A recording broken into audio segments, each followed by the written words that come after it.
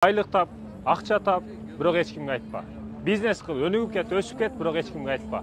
Дүйнө кез, алам кез. Бул жагы Америка, бул жагы чыгыш, бул жагы батыш, дүйнө кез, бирок эч кимге айтпа. Адамдарга айтпа.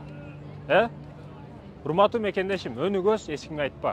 Көрө албастык, адамдар кооздукту бузуп коюшу мүмкүн да. Ошондуктан эч кимге айтпа, сыр сактаганды бил.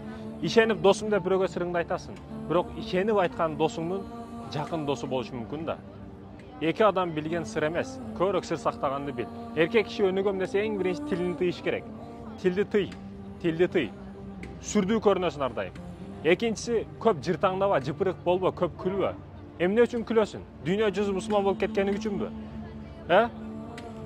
Эмне үчүн күлөсүң? Канча адамдын кыдаятка, иманга келишиге себепчи болдуң? Бир ойлонуп көр.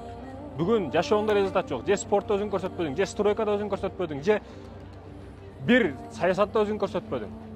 Кайсыл жаатта чыгып атасың сен? Өзүңдүн жашооңду бир артын карап, деңизге карап, урматтуу мекендешим, ысык көлгө бар, бир тоон үстүгө чык, мынтип айылыңдын үстүнө адырга чыгып, мындай ойлонуп көрчү. Неге жеттиң жашоодо?